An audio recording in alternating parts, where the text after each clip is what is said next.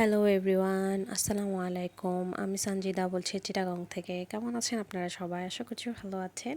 আল্লাহর অশেষ রহমতে আপনাদের সবার দোয়ায় আলহামদুলিল্লাহ আমিও ভালো আছি। চলে আসলাম আপনাদের মাঝে আর একটা নতুন ব্লগ ভিডিও নিয়ে। আশা করি আপনাদের ভালো লাগবে। ভালো লাগলে অবশ্যই আমার ভিডিওতে একটা লাইক, কমেন্ট, শেয়ার করে দেবেন। আর আমার চ্যানেল নতুন হয়ে থাকলে অবশ্যই আমার চ্যানেলটাকে সাবস্ক্রাইব করে আমার পাশে থাকবেন। আপনাদের কাছে এই কামনাই করি। আশা করি আমার নতুন ভিউয়ার্সরা আমার পাশে থাকবেন। আর যারা পুরনো ছিলেন তারা তো আছেনই, তাদেরকে অসংখ্য ধন্যবাদ। যারা নতুন এসেছেন তাদেরকেও অসংখ্য ধন্যবাদ।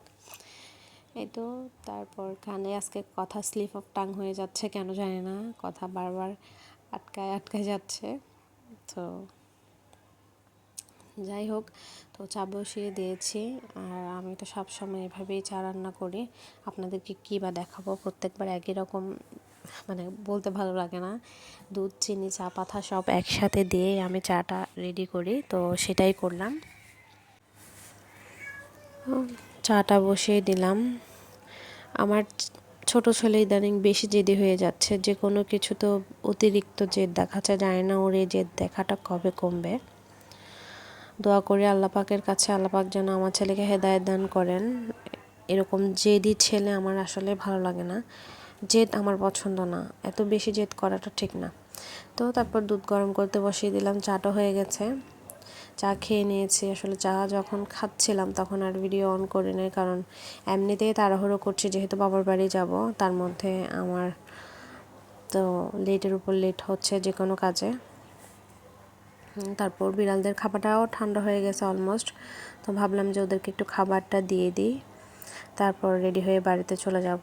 তো সংসারের সব কাজ সেরে বাবার বাড়িতে আসলাম। আমার বোন 2টা লবস্টার নিছে, একদম বড় সাইজের চিংড়ি, সেগুলো রান্না করার জন্য তার একদম মন খারাপ যে সে এগুলো রান্না করবে। আর আমার মা তো যে কোনো জিনিস যে জিনিসটাই পছন্দ করেন ওটা তার হাতও লাগাবেন না। তারপরেও আম্মুকে অনেক রিকোয়েস্ট করে আমি বললাম যে আমাকে ভিতরের ময়লাটা বের করে দাও, কারণ আমি চিংড়ি মাছ কাটতে পারি না।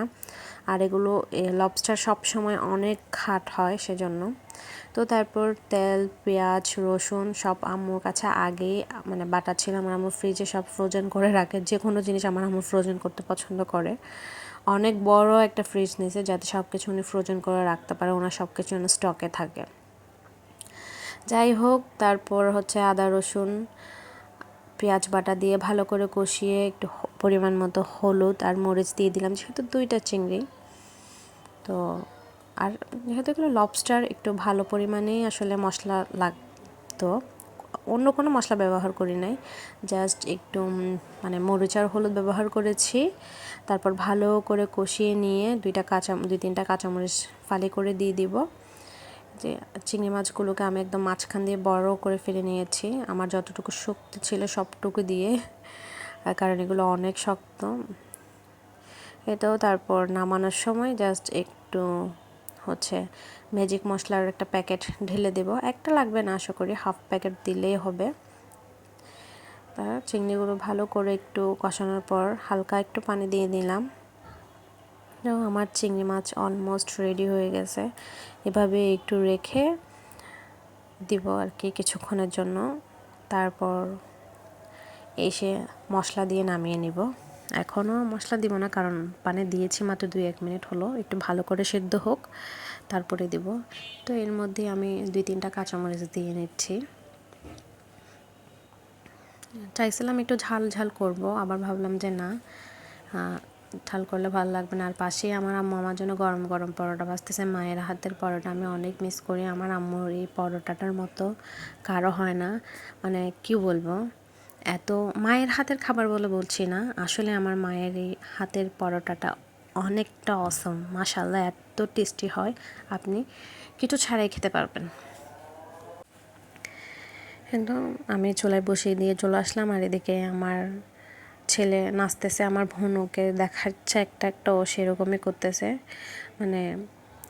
কি বলবো, খালামণিদেরকে পেলে ছেলেরা সব বাচ্চারাই অনেক খুশি হয়ে যায়, যেহেতু খালামণি নানার বাড়ির মজাই আসলে আলাদা। তারপর আমার আম্মু যে বললাম পরোটা ভাজলো, গরম গরম পরোটা আমি ভাজি দিয়ে খেতে বসে গেলাম। আমার বোনেরা আবার কেউ পরোটা চা দিয়ে খেতে পছন্দ করে না। আমার আবার চা দিয়ে পরোটা খেতে ভালো লাগে। আসলে একটু মিউটে গিয়েছিলাম, কারণ হচ্ছে তখন আজান দিচ্ছিল, আজানের সময় ভয়েস ওভার দেওয়া উচিত মনে করিনি, তাই স্টপ হয়ে গিয়েছিলাম। এটা হয়ে গিয়েছে প্রায় প্রায় কি একদম হয়ে গেছে, জাস্ট আমি একটু মশলাটা দিয়ে ম্যাজিক মশলাটা দিয়ে নামিয়ে নেব। দেখেন এমন না ফুল সেদ্ধ, কারণ খুলে চলে আসতেছে। আর চিংড়ি মাছের একটাই সমস্যা, দিলে বাঁকা হয়ে যায়। দেখ রান্নাবান্না সব কিছু করে চলে আসলাম আমি, আমার ছেলে।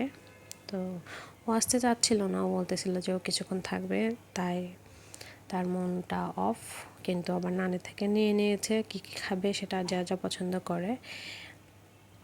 নানি যেহেতু বলতেছে যে না আমার নাতি যেতে চাচ্ছে না, থাক, আমার নাতি যেটা যেটা পছন্দ করে সেটা সেটা দিয়ে দাও।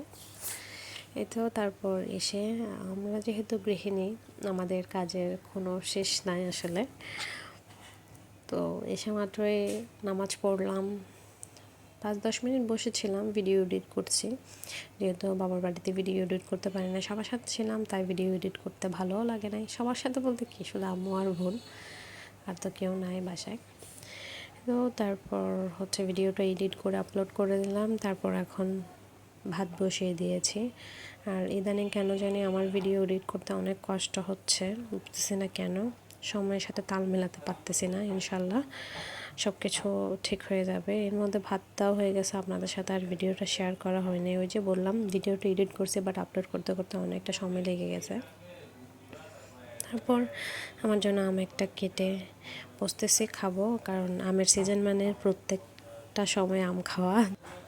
দেখতে দেখতে ভিডিওর শেষ পর্যায়ে চলে আসলাম। সবাই ভালো থাকবেন, সুস্থ থাকবেন, আমার পরিবারের জন্য দোয়া রাখবেন। আর প্লিজ আমার পাশে থাকবেন, যাতে আমি নতুন নতুন ভিডিও আপনাদের সাথে উপস্থাপন করতে পারি। আপনাদের একটা লাইক কমেন্ট একটা নতুন ভিডিও করতে আমাকে উৎসাহিত করে। সবাই ভালো থাকবেন, সুস্থ থাকবেন। ইনশাআল্লাহ নেক্সট কোনো ভিডিওতে আবার আপনাদের সাথে দেখা হবে। তো রুমটা একদম পুরো অগোছালো হয়ে গেছে, রুমটাও ক্লিন করতে হবে। ভিডিওটা আর লং করলাম না, সবার কাছ থেকে বিদায় নিচ্ছি। টাটা, আল্লাহ হাফেজ, আসসালামু আলাইকুম।